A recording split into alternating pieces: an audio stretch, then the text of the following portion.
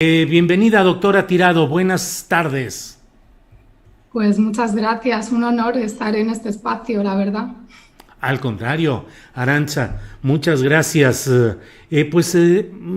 Nos interesaría que nos explique un poco más acerca de lo que plantea en su libro, Los golpes de Estado en nombre de la ley, porque en México tenemos en estos momentos la enorme discusión acerca de las declaraciones del doctor Hugo López-Gatell, subsecretario de Salud, sobre el uso mediático y político de un tema sensible, sin lugar a dudas, importante, doloroso, como es el desabasto de medicamentos, en particular la desatención que habría respecto a niños con cáncer.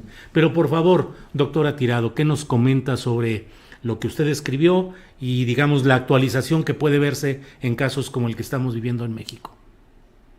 Bueno, pues mi libro es un panorama amplio sobre un procedimiento de un nuevo tipo de golpe de Estado que se fundamenta en el uso de la guerra judicial o lawfare, más conocido por este término en inglés, que consiste en utilizar mecanismos que tienen que ver bien sea con el uso torticero de la ley o bien con el uso de jueces o con el uso de instancias judiciales para conseguir lo que sería una judicialización de la política, ¿no? Ese sería el derivado, pero en esencia para conseguir un cambio de régimen que puede expresarse bien sea sacando del poder a ciertos mandatarios o impidiendo que determinados mandatarios, generalmente de la izquierda, lleguen al poder.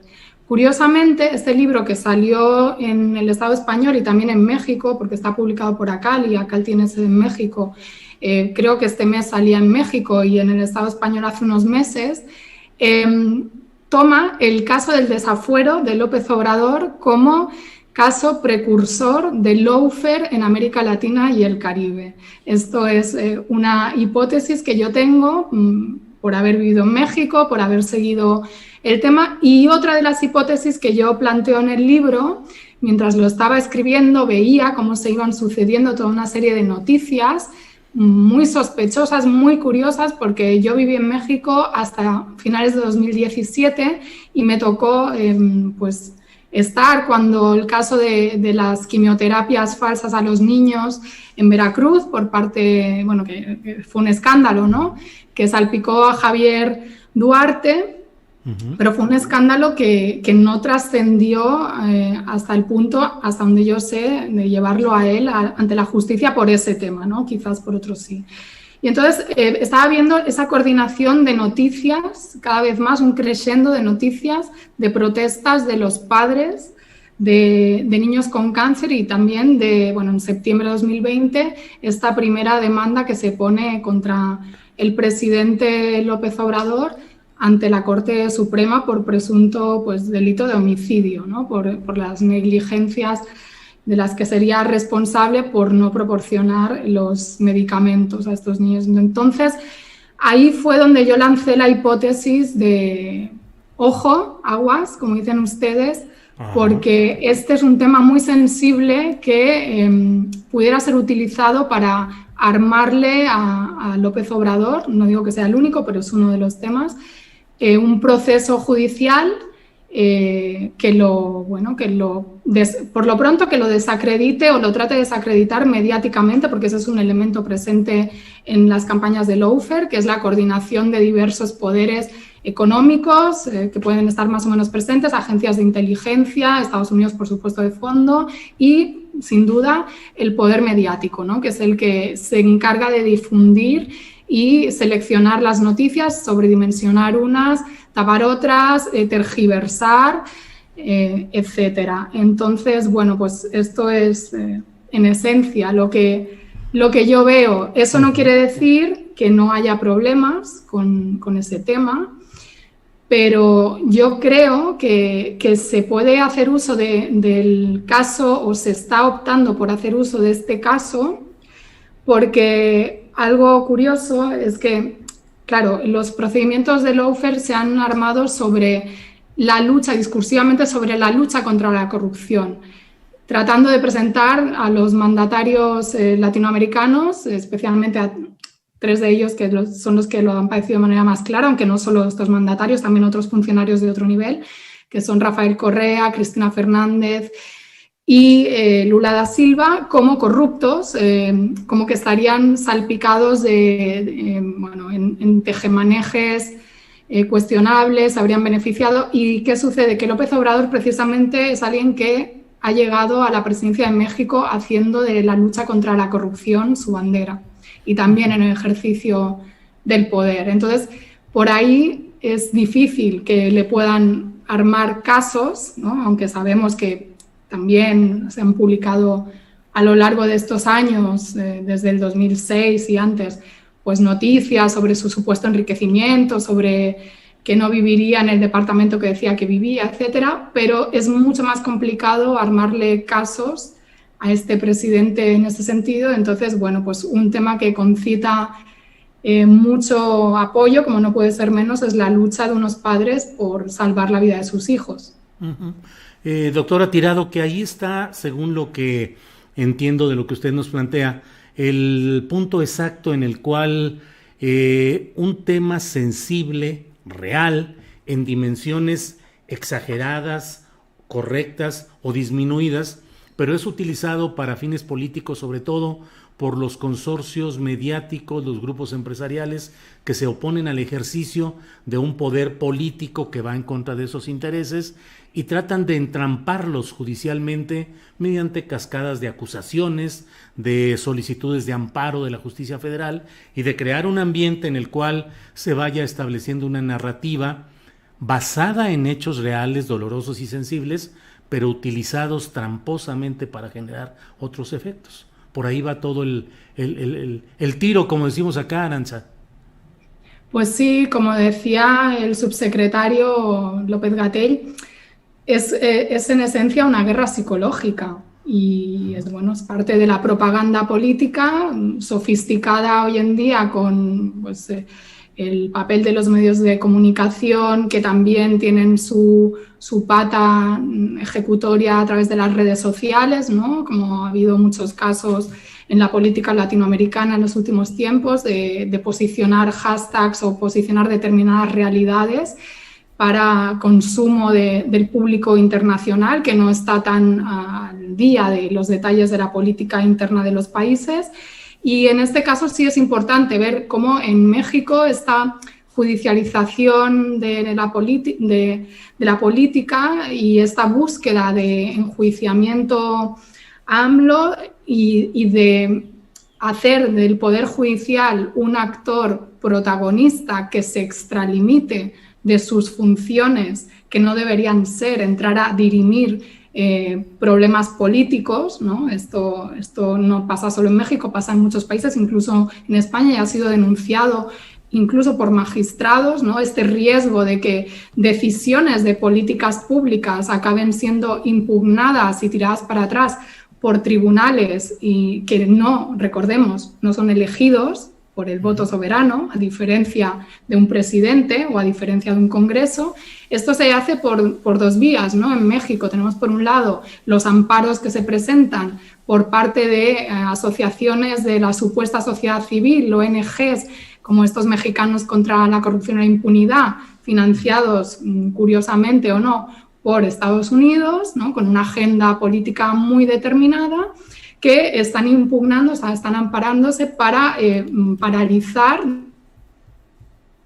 tienen que ver con decisiones que, pues, no sé, que tocan intereses económicos o que no son bien recibidas por los argumentos que quieran plantear. Y por otro lado tenemos la generación de causas, que este caso de llevar a un presidente a los tribunales porque unos niños no reciban supuestamente, o sí efectivamente no hayan recibido las quimioterapias que tienen que recibir, eso es una generación de causas que se parece mucho más al cómo ha procedido el lawfare en la región. Y yo creo que a eso se refería el doctor López-Gatell cuando hablaba del tema del golpismo. No sé si se ha leído mi libro, me encantaría que se lo leyeran, a ver qué opina, pero en todo caso es muy evidente para quienes hemos estudiado cuál es el accionar de de Estados Unidos en América Latina y el Caribe a lo largo de sus relaciones, sobre todo pues desde principios del siglo XX o desde finales del siglo XIX en adelante, y cómo hay mecanismos de injerencia diversos, ¿no?, que van transformándose y adaptándose, pues no cabe ninguna duda de lo que hay detrás de esta casual campaña que se produce siempre, digo casual entre comillas y de manera irónica, que se produce siempre que llegan al gobierno, que no necesariamente al poder, líderes de una izquierda plural. No estamos hablando ni siquiera siempre de una izquierda revolucionaria. Es más, AMLO tiene muchas críticas por parte de una izquierda más radical, por decirlo así, en México, ¿no?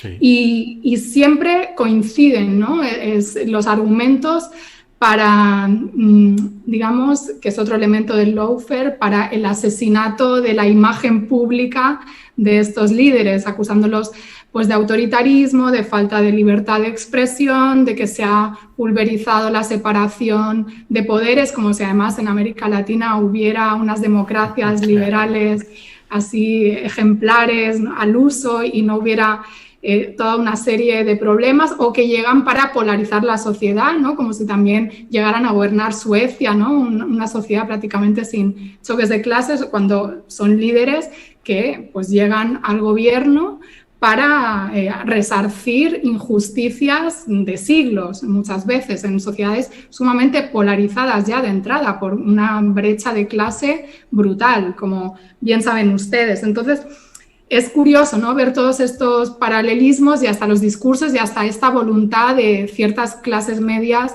y ya ni se diga las élites por presentarse como víctimas del tirano de turno, por supuesto, respaldadas por el poderío mediático nacional e internacional. Recordemos la portada de The Economist contra AMLO reciente, pero también desde el inicio artículos en Financial Times y demás, diciendo que AMLO era un peligro para la democracia muy superior a Bolsonaro, ¿no? Y bueno, todo en esa línea. Y bueno, yo creo que el paralelismo que siempre se trata de hacer de que AMLO está construyendo una Venezuela, ¿no?, se van a convertir a México en Venezuela, pues en realidad parece más bien que lo que es Venezuela es la oposición mexicana, que se acaba pareciendo cada vez más a la oposición venezolana, y no solo venezolana, a toda oposición de esas clases medias, élites que se creen ilustradas por ser más blancas, por haber estudiado, por ganar más dinero o por lo que sea, que el pueblo en sentido amplio, y que no pueden tolerar que lleguen mandatarios que les recorten un poco los privilegios, ¿no?, y las maneras de entender bastante sui generis la democracia, ¿no?, porque hoy en la mañanera lo explicaba el presidente López Obrador, todo lo que había detrás de eso. Se cortó un poco la comunicación, Arantza. ¿Sí? ¿Me escuchas? Sí. Yo sí les escucho. Las 15 palabras finales se cortaron, no sé por qué. Pero Perdón. Bueno, estoy hablando con la doctora Arantza Tirado. Ella es politóloga, doctora en Relaciones Internacionales por la Universidad Autónoma de Barcelona, maestra y doctora en Estudios Latinoamericanos por la UNAM, autora del libro El lawfare, golpes de Estado en nombre de la ley. Doctora Tirado, agradeciendo esta oportunidad de platicar a fondo sobre este tema, pero ¿qué se puede hacer desde una sociedad que vive momentos cruciales y definitorios como sucede hoy en México ante ese aparato mediático, los intereses financistas de los empresarios, de los políticos de élite metidos en estas maniobras, y además de una estructura de poder judicial dominada y tocada por la corrupción y por el doblegamiento ante los intereses económicos? ¿Qué se puede hacer como sociedad ante una acometida de este tipo de pretender judicializar la política para deponer a un presidente o a un poder específico? Pues yo creo que lo principal es mantenerse suspicaces ante todo discurso mediático contrastar fuentes, tratar de ir más allá de lo que nos cuentan y saber quién nos cuenta qué y por qué, ¿no? ¿Qué intereses tiene? Y luego, obviamente, organizarse y movilizarse, porque esto va a ir a más, seguramente. Desde el inicio hay manifestaciones en contra de esta presidencia. Recordemos que a López Obrador le costó varias elecciones poder llegar a Los Pinos. Y por la experiencia de lo que hemos visto, estos poderes son tan fuertes que aunque haya cierta izquierda que piense que AMLO no supone ningún inconveniente para el poder establecido, que es súper cuate de Slim, que compadrea con Estados Unidos, pero estas élites son tan voraces que no toleran ni siquiera no poder expandir sus intereses al nivel que ellos quisieran, ¿no? Que es sin límite. Entonces, cualquier límite para ellos es insostenible. Y ni se diga las élites latinoamericanas, que son sus representantes en el territorio, que por supuesto están acostumbrados a manejar la política, la economía y la sociedad como si fuera pues su rancho. Entonces, yo creo que es importante que la gente tome conciencia de la importancia de hacer política, no solo de llevar a alguien a la presidencia, porque esas presidencias sin una base social movilizada, consciente, crítica, además, y que exija y presione en la lógica de ampliar cada vez más la democracia en beneficio de las mayorías sociales, pues pueden caer fácilmente, como hemos visto también en las experiencias en Sudamérica. Pues, doctora, muy agradecidos por esta posibilidad de platicar. Gracias por tomar la llamada y por acompañarnos en este proceso de reflexión, de información, de análisis sobre los temas que debemos abordar en México desde los flancos plurales que nos permitan tener la visión correcta de lo que está sucediendo en nuestro país. Así es que, doctora Tirado, muchas gracias por esta oportunidad de platicar y esperemos en próxima ocasión poder seguir contando con sus palabras.